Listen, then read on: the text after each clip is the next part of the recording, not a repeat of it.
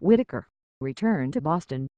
30,000 men and women are in Hopkinton, Massachusetts to take part in the 128th running of the Boston Marathon. As the participants crowd together at the start, the energy will build until it's released by the starting gun. And as the competitors surge forward, enthusiastic spectators will cheer them along for 26.2 miles. For its first 70 years the Boston Marathon had not allowed women to run, and 1967 was no different. All but 2 of the 700 runners in Hopkinton were men. A year earlier, Bobby Gibb ran Boston as its first unregistered woman. Her 2-year training regimen included participating in Woodstock, Vermont's 100-mile equestrian race as its first and only runner. She ran with the horses for 65 miles over 2 days. But Boston's race organizers still rejected her registration, telling her that women were not physiologically capable of running marathon distances. Gibb snuck in and ran anyway. She crossed the finish line in 3 hours and 21 minutes, ahead of nearly 2/3 of the men.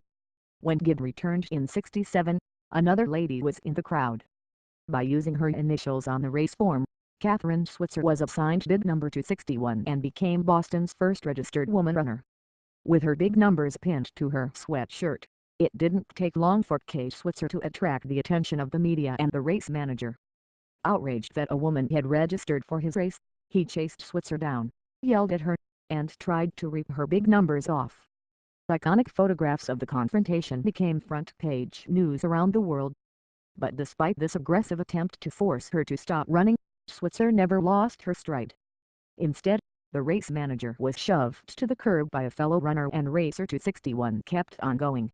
With that encounter, Switzer's race became bigger than her, and when she finished in 4 hours, 20 minutes, she proved that women deserve the right to enter marathons without fear of rejection or ejection. Today, Switzer returns to run Boston, and Gibb will be there, too, as a Grand Marshal.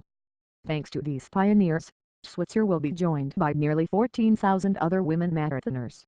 And once again, at the age of 70, this fearless marathoner will be wearing bib number 261. Catherine Switzerland will be making her 5th appearance at the Crowley Brothers Memorial 10K race in Rutland on June 11.